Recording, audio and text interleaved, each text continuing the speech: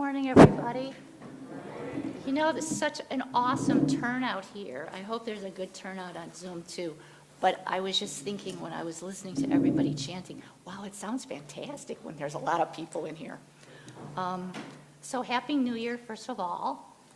And as we're all aware now, it's Memorial Sunday, the time when we remember all our loved ones who've passed away in the month of January. And I was thinking about it because I have to say something to the Dharma School students. And I was thinking that maybe you haven't lost a lot of people in your life yet. I mean, I hope that you have your grandparents and they're in great shape. When I was a little kid, I was really close to my grandma. She lived across the street and they had a backyard. And so I was over there all the time. I was super close to my grandma. And then I think when I got to be like 12 or 13, I wasn't interested in going over there anymore. I thought, they're boring. Why do we have to go there? This is ruining my day. And when I was 14, my grandmother passed away. And I was sorry then, of course, that I hadn't heard her stories, especially stories about when she was younger, and that I hadn't hung out with them more and listened to them more. So I guess if I was going to give advice, and I'm not a person who usually gives advice because I don't know anything, but I would say let's pay attention while there's people in front of us and spend as much time as we can with them and appreciate them. And I think that's good advice for all of us, young or old, to look at the people that are in front of us and celebrate them and honor them now while they're here. And that's all I have to say. You guys can go.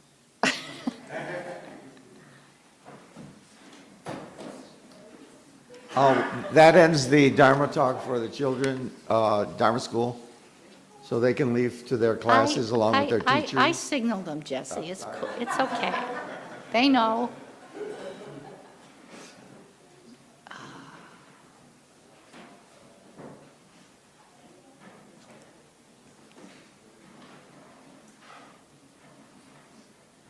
Okay. Let's see. Okay. So the first thing I want to say is that we all know that Jodo Shinshu were about gratitude. And we can all see that while Reverend Ron, well, we're grateful for Reverend Ron because, you know, he came out of retirement and I don't know what we did to him, but now he's at home recovering. And we're thankful that he's recovering. And hi, Reverend Ron, we know you're watching. And we all see every week, we see me and Joy and Jesse and Terry and all the folks that are helping out, all the ministers' assistants that are helping out.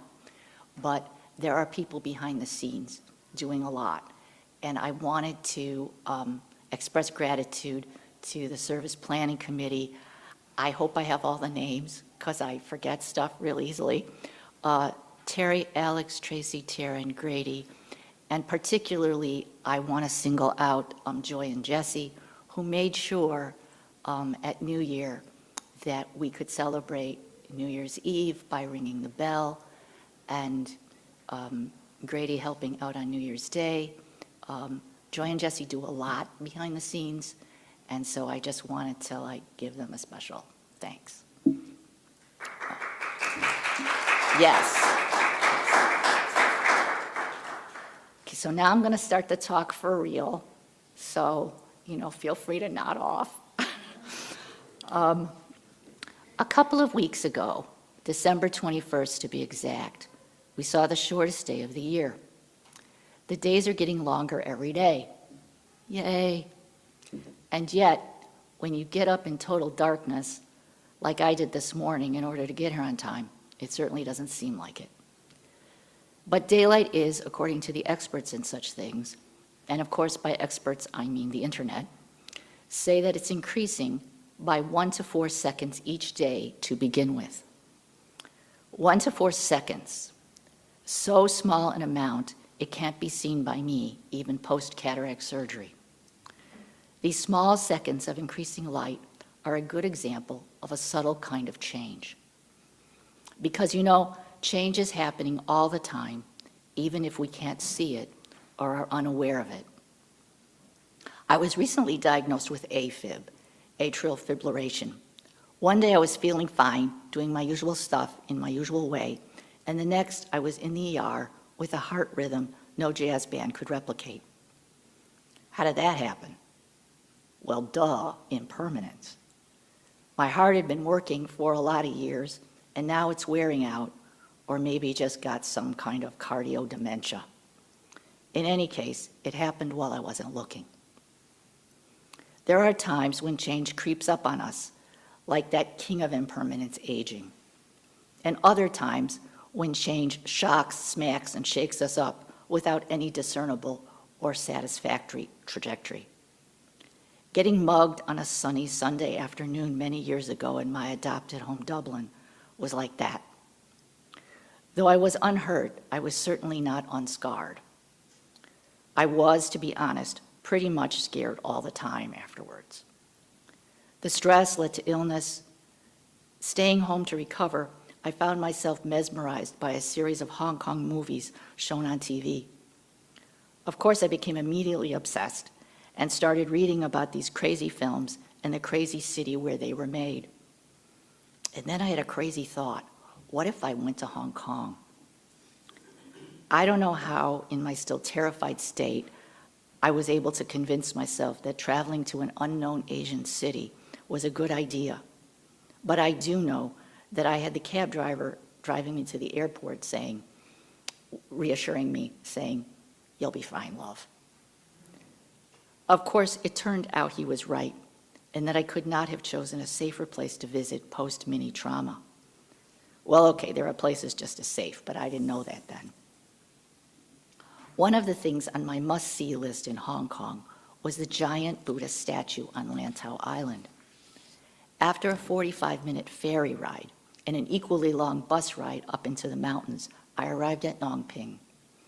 The statue, built in 1993, makes the one in Kamakura look like a miniature, really. You could fit inside it, I think. But long before there was a statue luring tourists to this far-off spot, there was a monastery. You can visit the Bolin Precious Lotus Monastery's temple, which is just what I did, reading about it from a page copied from a Hong Kong guidebook, which, to be honest, did not tell me anything really about Buddhism or what was taking place. There was an altar and incense burners and folks bowing, of course. Now, I should probably say here that there was more going on with me than post-crime stress, more probably than I even knew. But I walked past the altar and around the corner where there was another statue, another Buddha, Amida Buddha, I later learned. I took one look at it and immediately started crying. What the? I all but ran back outside and sat on a bench trying to figure out what was going on. Why was I so emotional? Was this some new form of jet lag? And then I suddenly had this immense feeling of joy. It was almost as if I could hear a voice saying, "You don't have to worry anymore." Even after all these years, I still can't describe the lightness I felt then. And then it was time for lunch. I walked over to the temple's restaurant and immediately started to worry about having to sit at a large table with strangers. But in spite of encroaching anxiety, something of that initial feeling remained and occurred again in other Buddhist temples in other parts of Asia. Back in the US, I didn't know what to do with that feeling, how to follow up on it somehow. All the books on Buddhism in the Evanston Public Library were about meditation, which I found not at all helpful. Then one August afternoon, I came to the Q&A section in the Hondo at Ginza. The temple felt familiar in some ways and strange in others, but I decided to keep coming and listening. I can say without any reservation whatsoever that it was the best decision I ever made. The journey from mugging in Dublin to illness to Lantau Island to MBT seems to be a circuitous one, but looking at it from the perspective of causes and conditions, it seems quite straightforward and at the same time quite surprising. Unlike the Buddha, who is looking for a way out of suffering, or Shinran, searching for an alternative teaching, I was just a tourist on a day trip. We often hear the phrase, seize the day. In the movie Boyhood, one of the characters expresses the way I feel when he says, sometimes the day seizes you. I know some of you grew up coming to the temple and maybe left and returned again as adults, and some of you are like me, interested in Buddhism and what it might offer. Or you might live in the neighborhood and came in because you're curious about what goes on in here. But all of us made a choice to be here. What happens to us after that, whether we feel changed at all, may or may not be up to us. In Buddhism class, folks are always asking our senseis about Shinji. Difficult to explain, even for our wise and scholarly ministers. There's certainly no way I could. So I turned to Reverend Taitatsu Uno's book, River of Fire, River of Water, for guidance. Shinjin is sometimes translated as faith. Finding the word faith lacking seems common with those trying to illuminate the concept. Reverend Ron prefers faithing, giving Shinjin a more dynamic connotation. Reverend Uno refers to it as true and trusting. He asserts that the basis of any good relationship is trust, but that true and trusting underscores that which is true and real, the workings of great compassion. He explains it this way: Shinjin as true and trusting moves in two directions that ultimately become one. On the one hand, the person entrusts the self completely to the primal vow, the working of great compassion. And on the other, the person entrusts the self totally to the reality of one's limited karmic self. The latter is made possible by the former. Thus, they constitute a single awakening. This is Shinjin, or faith as true and trusting. He sums up by saying that the ultimate goal of Shin Buddhism is true and trusting. Reverend Ron has said that when we experience Shinjin, everything changes and nothing changes because we still have to live in this world. We still have to sit at the restaurant table with strangers and take the ferry and the bus. He's also suggested that sudden awakening may be facilitated by allowing the unexpected to happen. We take in what we can of the teachings each week here at MBT. We let the experience of infinite wisdom and compassion wash over us. We are able to stop a moment to remember that there is more to our lives than the Google News feed and our list of things to do. The kind of awareness that Reverend Ron talks about may or may not happen for us. What we are aware of is that we are here now in the Hondo, listening and doing our best to absorb what we can. We're not going to be perfect, or speaking for myself, even good, but hopefully, incrementally, imperceptibly, change will come to us. Thank you.